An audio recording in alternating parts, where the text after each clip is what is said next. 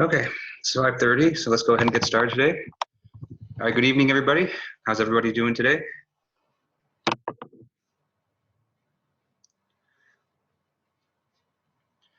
It seems like it's been a rough week for everyone. Hey, Rick, saw you wave right there. Yeah, I know it's, this semester has been really... Sorry. Oh, no problem.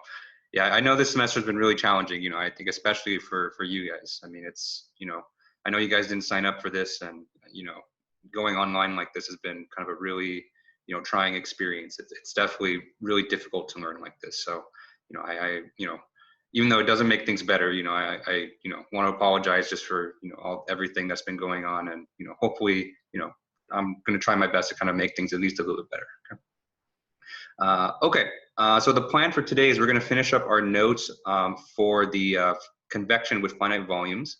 And then after that, we're going to start covering the notes on higher order methods. So I think today we'll probably have enough time to cover how to do higher order methods with finite difference. So for those of you who are doing the project with finite differences, then today's lecture will be really helpful for you, because that's kind of the second part of the project, where you need to kind of get the full kind of spin cycle with the animation. So besides that, I want to announce that I posted the final homework assignment. So homework 6 is posted on Titanium. So the format of the homework is the same as it always has been. So problem 1 is going to be a conceptual question. Problem 2 is going to be hand calculations or hand derivations. And then problem 3 is a MATLAB problem. So I designed homework 6 kind of specifically to give you just practice for the project. So it's really testing you on finite volume convection, but mostly higher order schemes for convection. Okay. So we'll be covering higher order schemes probably today and probably next Monday too. So then I designed homework 6 to kind of give you practice with that, so you have kind of another point of reference before you implement in the project. So just like before, I've uploaded starter code for the homework, and it's in the same format as the project starter code, where I've filled in most of the code for you. The only thing I want you to fill in is mostly just the coefficients. So you can look through the code and you can see basically segments that say insert here, and that's where I want you to insert basically your own code. Okay, and until you fill in all those blanks, then the code won't run. So just to make sure that you fill in kind of everything that I want you to do. Okay, so are there any questions on kind of what we covered last week, or just about the homework, or just anything I can answer before we get started today?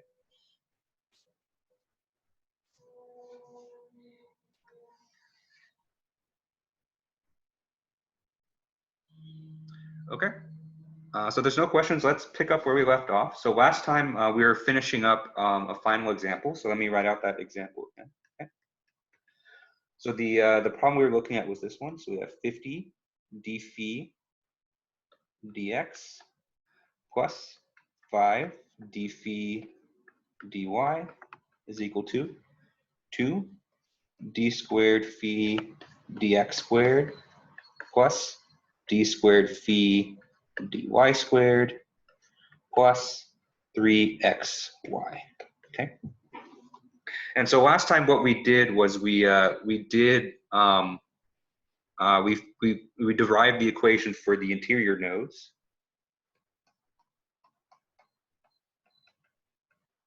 Okay. We also saw that how we can derive the equations for a flux boundary condition or a Neumann boundary condition. Okay.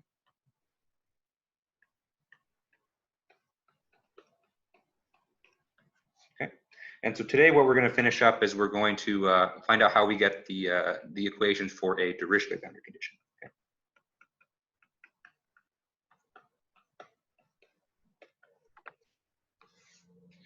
All right. So let me go to that part of the notes. Okay.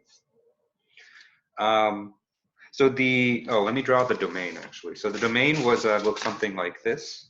Okay. So we had our usual square domain because we have a 2D problem. Okay. Okay, so on the bottom we had flux is equal to 0. On this side we have a Dirichlet condition where phi is equal to 50. Up top we have a Dirichlet condition of phi is equal to 50 as well. And then on the right side, we have a Dirichlet of phi is equal to 25. Okay? And then for just the sake of developing the equations, I had just a 4x4 grid. Okay?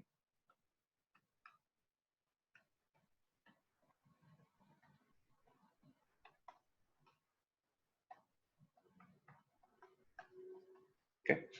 So we had 16 cells that are given by that. Okay. So for our Dirichlet condition, let's do cells 5 and 9. Okay. So in these cases, we have a Dirichlet condition on the west side. Okay.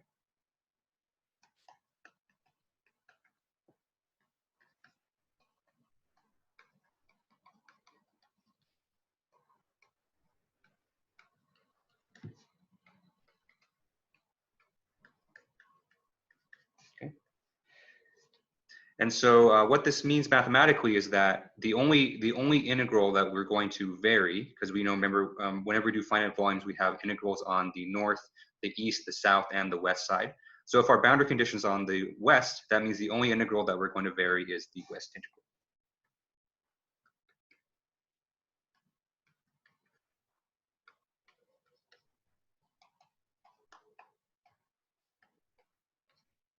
Okay. So let's go ahead and do that. So our west integral looks something like this. Okay. We have integral on the west face of phi v dot n minus k gradient of phi dot n. Okay. And so if we're incorporating the Dirichlet condition on the west side, we're basically going to use the formula that we used before. So for the convection term, we're going to plug in directly our Dirichlet values. Our Dirichlet values given by phi naught. Okay. And then we got to multiply that by the x velocity u times delta y, where delta y comes from the trapezoidal rule. Okay. Okay. And then for the diffusion term, we use the same thing as before, where we have the same difference. Okay. But instead of using our neighboring cell, where, remember this slot right here where I have the phi naught, that's normally where we put our west neighbor. But since we're on the west side of the domain, we don't have a west neighbor, so we're going to put our Dirichlet value instead. Okay. And then since we're only traveling half the distance from the center of our cell to that boundary condition, we divide it by delta x over 2. Okay. Okay. And then what you can do from here is you can simplify the expression so that you get basically things in terms of just phi c, and then everything with phi naught, because it's known, we're going to move that to the right-hand side of the equation. Okay. All right, any questions on this before I turn the page?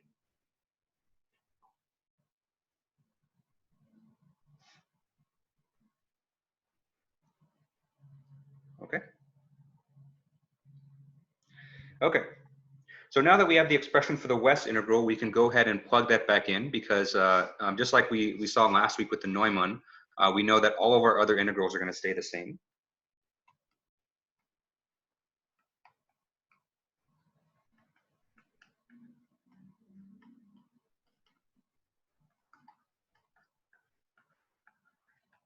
Okay.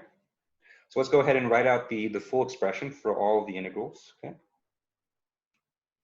Where remember, at this point, we've assumed that delta x is equal to delta y is equal to delta. So I'm just going to use a delta here. Okay. So first we have the east integral. So the east integral is given by u delta over 2 times phi sub c plus phi e minus k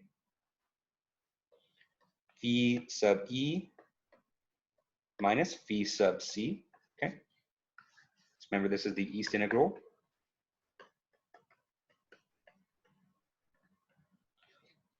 Unchanged because we don't have a boundary condition on that side. Okay. Right, now we have the south integral.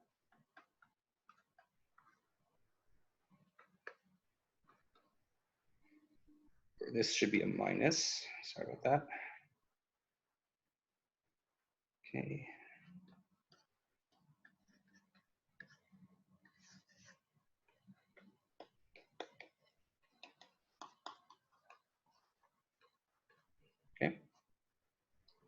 So the south integral is unchanged.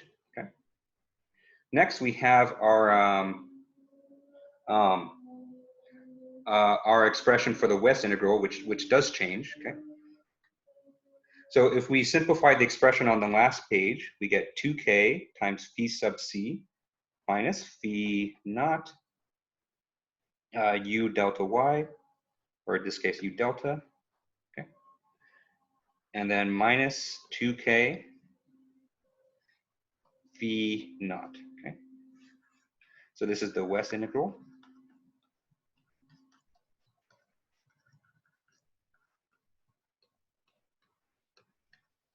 Which in this case is changed. Okay.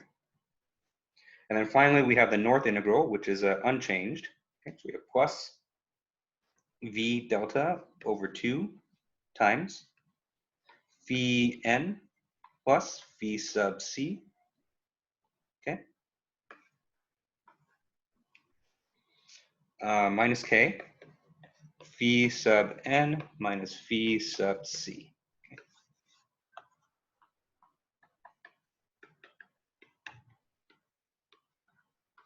Okay. And so what you can do is you can add all these guys together and form the coefficients for all five phi values. So we have phi sub c, and then one for each of the compass directions. And then everything with the phi naught, we can move it to the right-hand side. Okay. So these terms right here,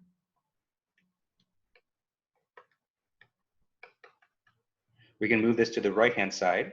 Okay. Professor, I had a question for the west integral. Sure, what's up? Is that just an equation that you gave in the previous lecture for the west? Yeah. So that actually comes from this right here. So what I did was I took this expression right here and I just simplified it so that I got things in terms of phi naught and phi sub c. So oh, I see. Okay, thank you. Yeah. Okay, that makes sense. Thank you. Mm-hmm. Oh, and we can't forget our source term. So that reminds me. Okay, so our source term is there too. Okay. All right. Any questions on this before I turn the page? Yeah, I had a question. For last week's lecture, you had that on the right side of the source term, you had 3/16 times x sub c, y sub c. I was wondering where you got that 3/16.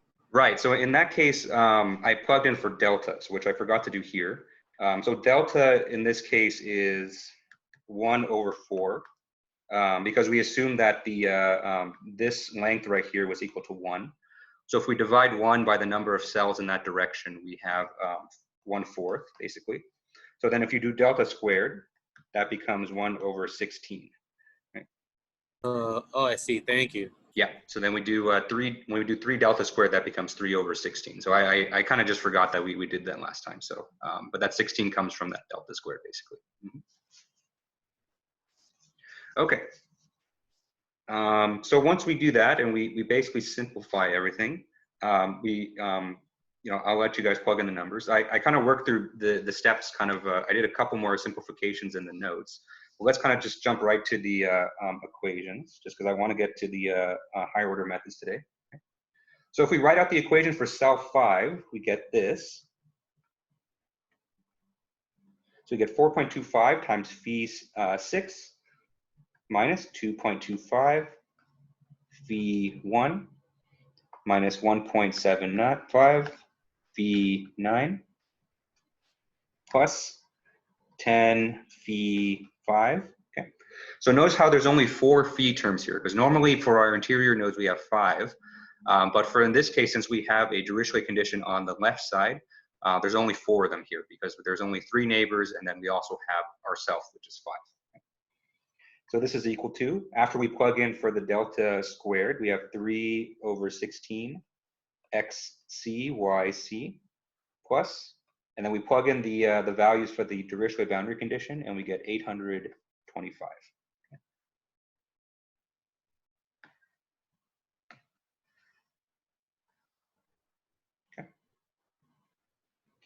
Okay. So that's the equation for a Dirichlet boundary condition, so cell 5. Okay. So before we jump into the MATLAB code, I just want to give you just for your reference what the answer would be for a corner cell. So remember, when in the finite volume method, corner cells are a bit complicated because corner cells they border two boundaries. So in these cases, you have to replace two integrals.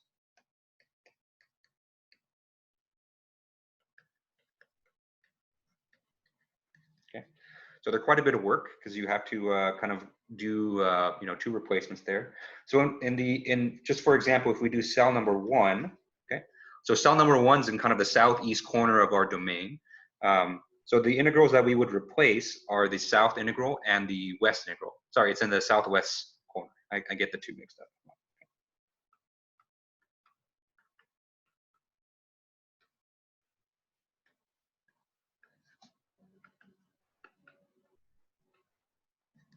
Okay. And so if you do all that, I'll give you the answer that you can refer to. We get the following expression. So you get 4.25 times phi2 minus 1.75 phi5 plus 8 phi1 is equal to 3/16 xc yc, okay, and then plus 825.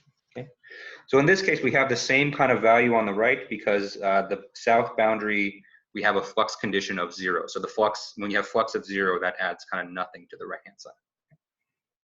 Okay. So any questions on that before we jump into the MATLAB code?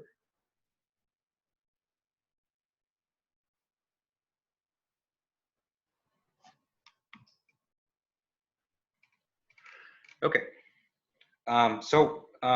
Before we jump, before we jump into the MATLAB code, I kind of want to just kind of preface the format that I put it in.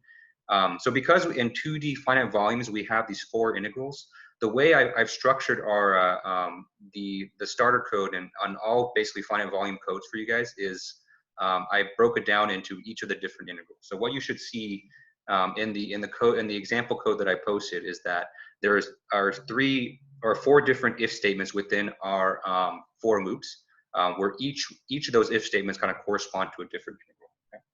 So let me give you kind of let me kind of write out in the equations of kind of what motivates this. Okay? So let's take, for instance, the east integral.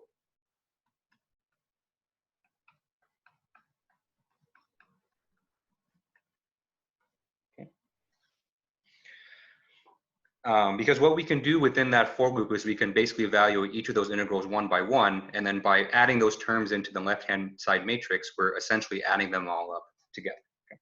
So we can just take the east integral just by itself. So the east integral is given by phi v dot n minus k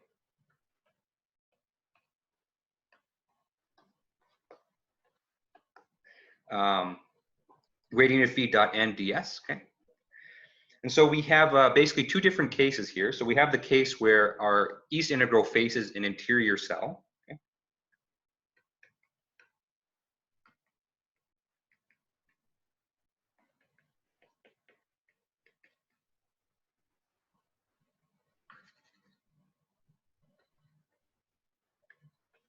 Okay. So in the case where it's facing an interior cell, we have the following expression. Okay. After we kind of plug everything in, so we have u delta over 2 minus k times phi sub e plus u delta over 2 plus k phi sub c. Okay. So notice here we have phi sub e, which is our east neighbor. Okay. So this is only possible if we're facing on the interior. Okay. And so in this case, we're facing on the interior if our cell is basically anything except for the cells on the rightmost side of the domain. Okay. So we can write an if statement to say that if our cell is on that total, if it's not on that total east side, we can apply this equation here. Okay.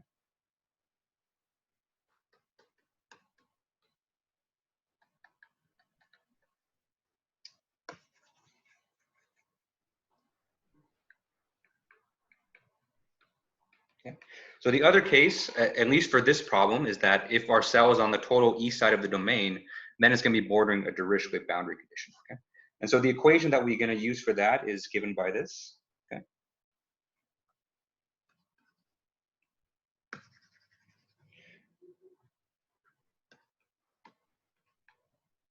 Okay, so we have 2 times k times phi sub c plus u delta phi naught minus 2k phi naught. Okay. So this basically gives us two cases for our east integral. So what you're going to see in the code is that I'm going to have an if statement that kind of covers these two cases. Okay. And then depending on the cases, then we're going to add different coefficients into our left-hand side matrix and right-hand side vector. Okay? So in this case, since all of these guys are known, since they involve our Dirichlet boundary, these will be moved into the right-hand side matrix, okay? My right-hand side vector.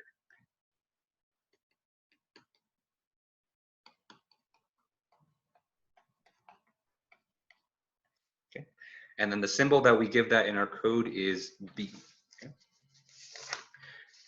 Okay. So let me share my screen here.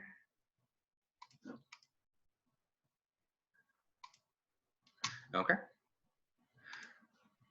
Okay. That's for later. Okay.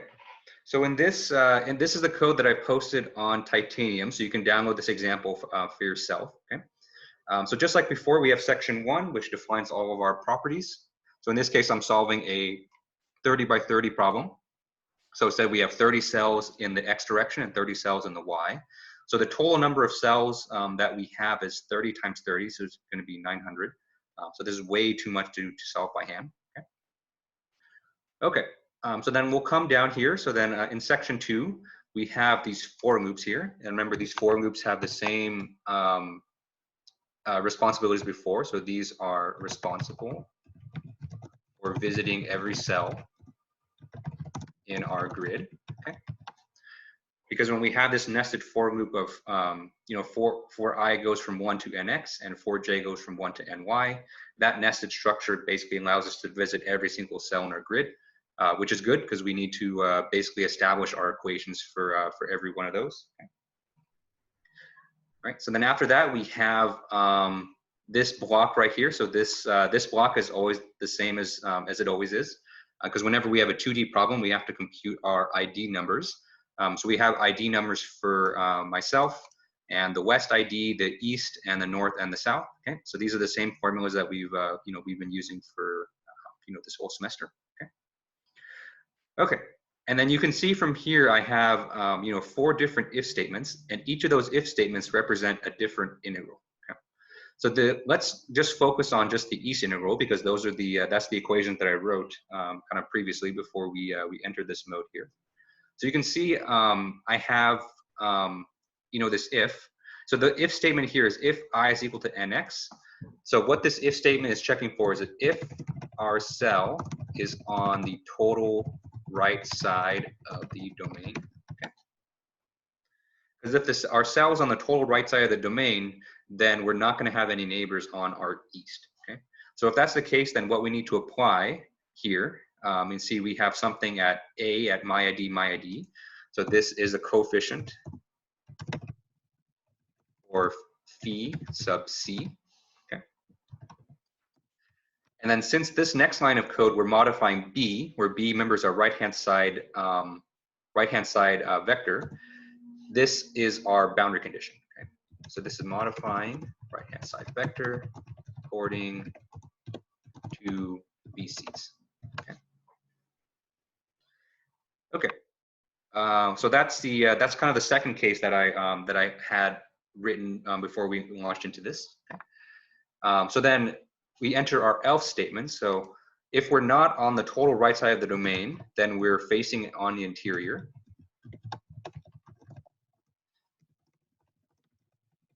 So what this means is that we have an east neighbor.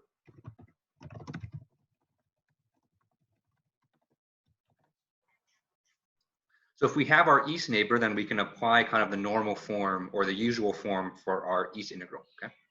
So first thing we have is A at my ID. So this is the coefficient for phi C. Okay. And next we have A at my ID comma East ID. So this is coefficient for phi sub E. Okay. So if you kind of cross-reference these expressions right here, this U times dx divided by 2 plus k, and this U times dx divided by 2 minus k, and you cross-reference that with the equations that we wrote down kind of right before we entered here, you should see that they're consistent with each other. Okay. All right. So then all the other integrals kind of follow the same trend, where they have a case where if you're going to apply boundary condition, or you're going to be facing on the interior. Okay. But just for now, I focused on the east integral, but you can work out kind of the expressions for the south, the west, and the north integral, and you should see that they're all consistent with each other. Okay. And then once you confirm all that, you can go ahead and run, and then you should see a plot that looks like that. Okay. All right. Any questions on the MATLAB example?